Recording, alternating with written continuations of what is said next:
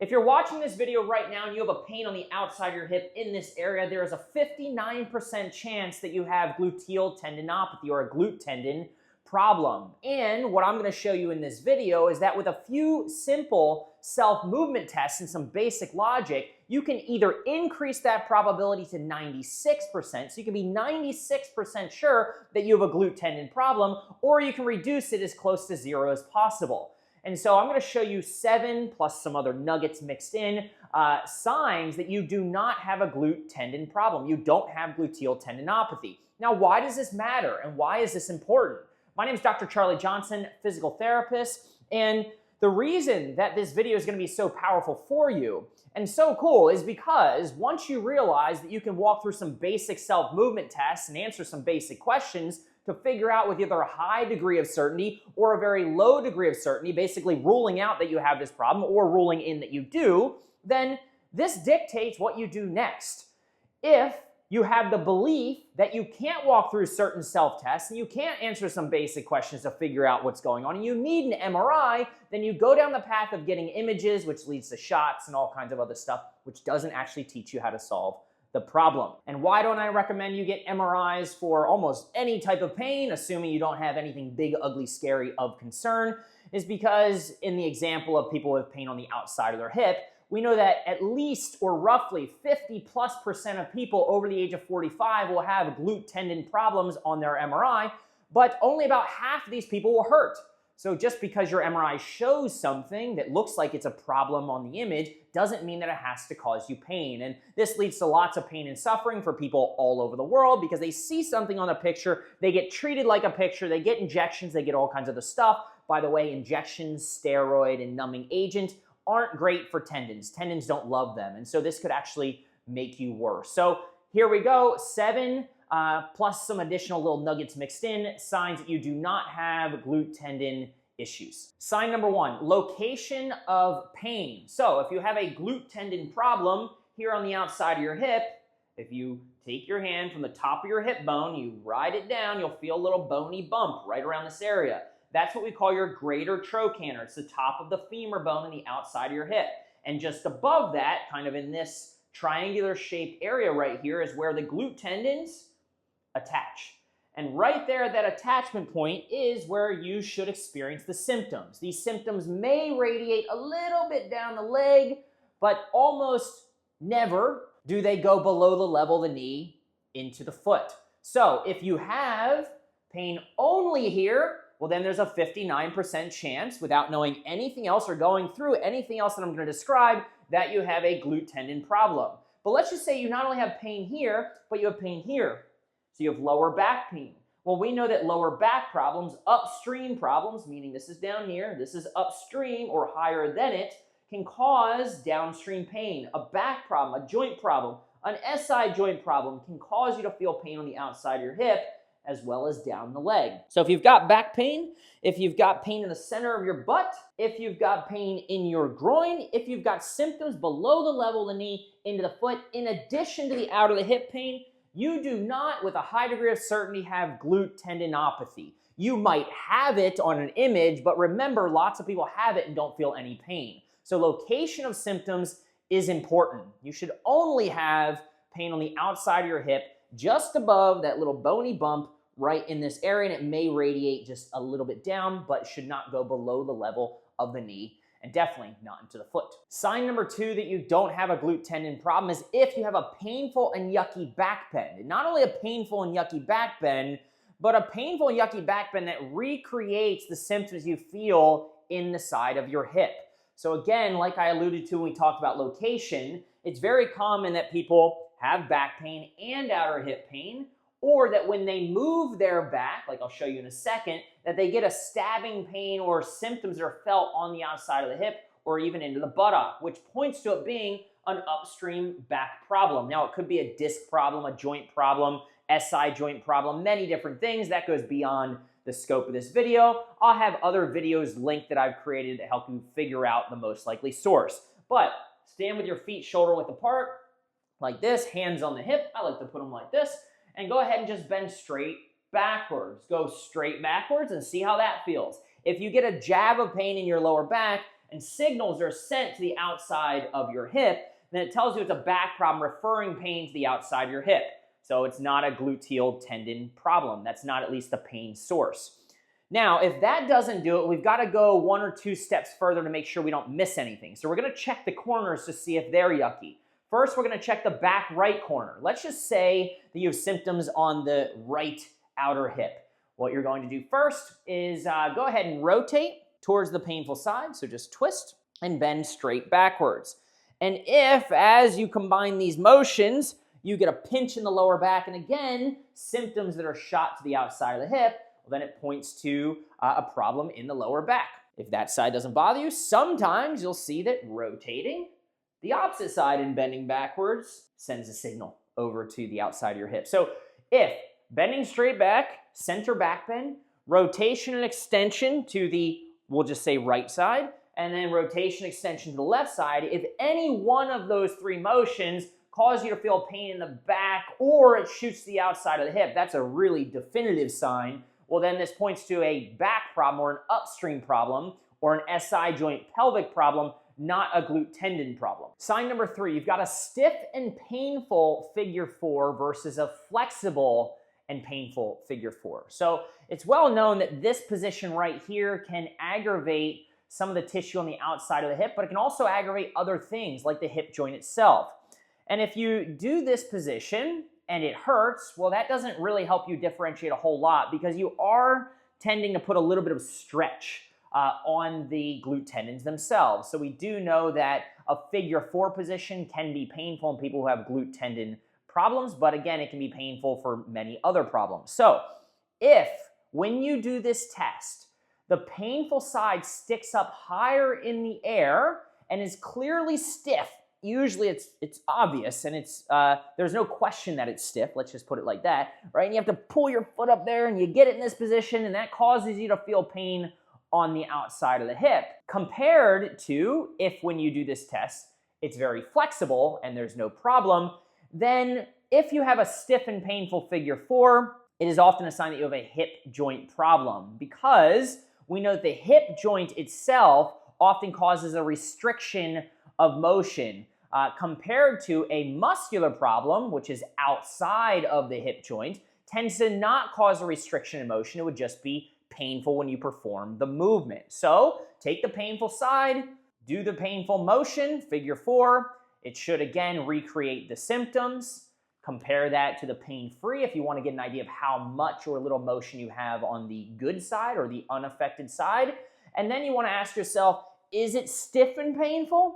If so, it likely points to a hip joint problem like hip osteoarthritis or something within the hip joint itself, versus if it's symmetrical to the other side and it moves without restriction, then this may point actually to a glute tendon problem. And again, we want to consider all the other signs within this video. So if stiff and painful, it is likely not a glute tendon problem because a muscular issue within the glute tendon would not restrict the motion. You would typically not see a clear loss of range of motion on that hip. That points to an in the hip joint problem more likely as the issue. Sign number 4, pain-free resisted hip abduction. A fancy way of saying it doesn't hurt if you resist raising your leg out to the side. And it just makes sense. If you think of it like this, here's the muscles, so here's the outside of your hip bone where you should have pain, and this would be the area of the glute muscles which are impacted. So you'd have the glute minimus, glute medius over top, and what you would see is that when these muscles contract, what is the action of those muscles? When they shorten or squeeze, what would happen to the leg? Hopefully you can see that as I would squeeze these, my leg would raise up out to the side if I'm lifting my leg. And sort of the diagnostic rule or laws behind trying to figure out if it's a muscle problem versus something else would suggest that if a muscle is torn or damaged or painful in some way, then when you stretch it, it should be painful. And when you try to use it, when you try to squeeze it or contract it, it should also be painful. We talked a bit about the effect of stretch with a painful figure 4 in the last sign. In this one, we're just kind of speaking to the fact that when you resist raising your leg out to the side, it should be painful. Why? Because you're using that tendon. So what you want to do is you can stand up, get close to a wall. This would be your painful side. You can hold on to something if you need to, hold on to the wall, and you're just trying to push as if you're trying to knock the wall over, as if you're trying to take the bottom of the wall and push it out. And if you can push into that wall, push, push, push, push, push, and you don't have any issue, well, that doesn't make a whole lot of sense because your glute tendon is having to do work and is having to contract in order to exert or produce that force. But you don't have symptoms, which tells you that glute tendon is fine. You don't have any evidence to say that it's not fine or that it's the cause of your pain. Sign number 5, a similar conversation, just a slightly different way of looking at the way this muscle functions. So, if the pain is on my right leg and I am lifting my leg versus being fixed on it, then this is the action of the glute muscle. But if I plant my leg, well, this one's not raising in the air, but what is it doing? Well, it would be same thing. You can see this angle right here. This angle right here. You see that right there? You see this right here? If I try to hike my hip, I get the same action, but now I'm fixed and I'm standing on that leg. So you want to perform a single leg stance test, whereby when you're standing here, look at the sort of line here on my pants, the action of a glute when your leg is fixed is not to raise the leg up because you'd fall, right? But when it contracts, the action is actually hike the other side of the pelvis. So you can see again, now it's a level line, and I can feel actually working, and you will too if you try this at home. So go ahead and just try to stand on one leg, the affected leg, lift up the other one. If you need something for a little bit of balance, that's okay too. But you'll feel your glute muscle on that side working. Try not to let it hang like this. Try to kind of keep it level, keep it balanced, and if you can hold that position for 30 seconds and it doesn't increase your symptoms, then this reduces the probability significantly along with all the other signs. Remember, look at the whole picture that you do not have a glute tendon problem. Now, that ability for you to tolerate or not that single leg stance position whereby your glutes are having to work hard to stabilize your pelvis shows up in many ways in life. Specifically, people with glute tendon problems should have pain with walking, because as we're walking, walking is a single leg task. So as I plant this foot, as I'm bringing this leg forward, if this glute tendon doesn't do a job, what happens is that my hip drops and my foot would slap. But if it does function, then it allows me to clear my leg and it allows me to continue moving forward. So as we're walking again, we're in that single leg stance test position when we're in this phase of walking. All right, oftentimes you'll see people who have weak glute tendons, when they walk, they kind of wobble a little bit. And why do they do that? Think about the action of the glutes. If you're standing on the right leg and the job is to lift the left side of the pelvis, well then what happens is in order to make it easier, in order to reduce the load or strain or stress on the glute, you'll often lean towards the painful side. Maybe that's another sign. I didn't formally plan to put this in here, but if you carry anything, maybe a purse or a bag or a tool bag or something like that, and if you carry it on the side of the pain, it should make your symptoms better if you have a glute tendon problem. If it makes it worse, then this is a sign that you likely do not, because that actually helps assist the action of the glute. Versus if you hold it on the painful side, then you're adding more weight to this side, and this has to strain harder to lift everything up. Just a little nugget there, and then you can apply that, because then if you actually do have a glute tendon problem as you go through this video, and you say, I might want to think about how I tweak carrying things throughout the day, such that maybe I carry things that are heavy or that I got to do throughout the day on my painful side. Pretty cool. So that single leg stance position or test shows up and is kind of hidden or built into your ability to walk. So if you're pain-free with walking, well, that's a single leg stance over and over and over and over again. You don't have a glute tendon problem. And then if climbing the stairs is pain-free, well, that's another single leg stance activity. So you're here on one leg, and the glutes are having to really function not only to lift you up a little bit, but also stabilize and level your pelvis so that you can get up to the next step. All right, so you should have pain and symptoms with the single leg stance activity if you do have glute tendon problems. If you don't, you don't.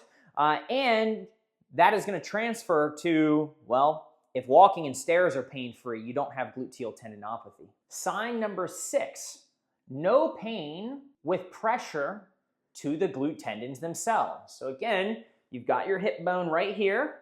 You go on down, slide your hand down, you'll feel something bony. You might have to kind of like ooch your hip out a little bit with this so that it kind of makes it pop out a little bit more, right there. And when you feel that bony spot, come up just a little bit. And if you dig on in there, it's a little sensitive for everybody, but it should be very clearly painful. And if you're having a hard time finding that spot, just find a hard surface like this floor or like your floor at home, and or maybe this shows up as pain when you're laying on that side in bed.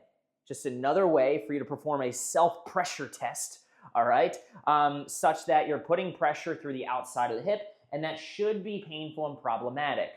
If, here's where the research comes in, if you had no pain with this test, where you're pushing into the wall, resisted hip abduction or raising your leg out to the side, and you don't have pain when you put pressure on this area where the tendons are, then the probability, remember I said in the beginning, if you have pain on the outside of your hip, 59% chance right off the bat.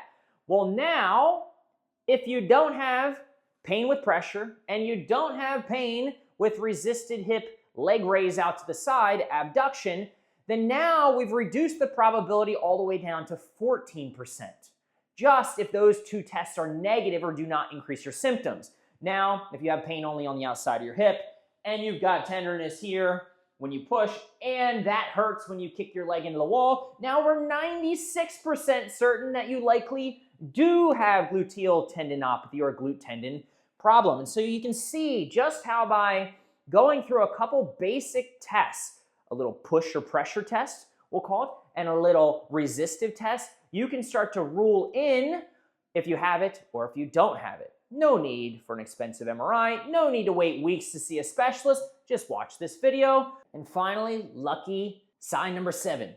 If you have pain on the outside of your hip, or if your pain is recreated by you just simply sitting in your chair like this, go back and think back to earlier in the video. I said if it's a muscle tendon problem, they're kind of connected, then it should hurt when you stretch it or it should hurt when you contract it. But if you're just sitting in a neutral position like this and you're not stretching it or straining it, contracting it, then it should be pain-free to sit with your legs like this, relaxed in a neutral position. Now, here's the catch. Stretching could aggravate. So if you're saying, well, Charlie, sitting is painful, well, sitting may be painful if you sit with your leg crossed like this in a figure 4 stretch. By the way, don't go ahead then and do figure 4 stretches even if a PT told you to do it, because most likely what happens is you're recreating, if this is painful, your yucky position over and over and over again in the form of an exercise. This is why this is useful, to start to be aware of like, well, what is painful and what isn't painful? And how do these painful positions show up in the way that I might be trying to treat it? Maybe a repetitive figure 4 stretching or 3-way rope stretches, they call them, where you're doing funky stuff like this. All these things will stretch a tendon. And if you're not careful and you contract it too quickly, well, obviously, we've shown you some other things which prove that could be painful too. So if there is pain when you are not placing strain, contraction, or stretch, such as when you're sitting like this with your legs in a neutral position, you do not have gluteal tendon problems, gluteal tendinopathy, because you're not stretching or straining your glute tendon. So there shouldn't be a problem with them. They're at rest. But again, if you're crossing your legs or you sit like this, then it is possible that sitting, even though you're not using or contracting your glute tendons, you may be straining them. So this should be pain-free. This is likely, or this is likely, can't really do it, to be painful.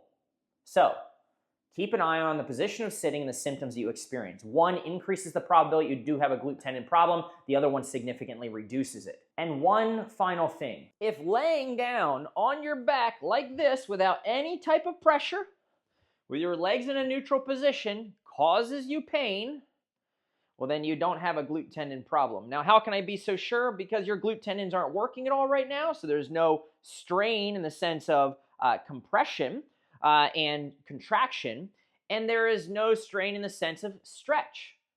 You're not stretching anything. Now, if laying on your back and doing this, or laying with your leg falling across, maybe that's how you're aggravating the problem when you're sleeping, for example, and you might not know it. Or if laying with direct pressure, that was one of the signs, increases your symptoms, well, that might be another story. That might increase the probability you do have it. But if simply just laying on your back here causes you to feel pain on the outside of your hip, then that is a sign you do not have gluteal tendinopathy. All right, so there you have it. 7 signs that you do not have gluteal tendinopathy, plus a bunch of other little nuggets and tangents thrown in there. So if you've gone through this video and you're like, you know what, I don't have a glute tendon problem, well then please don't go down the path of getting an MRI, getting injections, having surgery, anything like that on glute tendons, which are not the issue. Instead, be sure to check out my other videos. If you're like, hey, I don't have a glute tendon problem, but maybe what do I have? I dive into all the other possible causes. Problems within the lower back, facet joint problems, disc problems, SI joint or pelvic problems, hip joint problems, all that good stuff. You can check that out in my other videos. And please let me know, was this video helpful below in the comments? How many of the 7 signs did you have? Did you not have, right? Do you believe that you have a high probability you have gluteal tendinopathy? Or now after watching this, do you believe that you have a very low probability? Let me know your thoughts below. Thanks so much. Chat soon.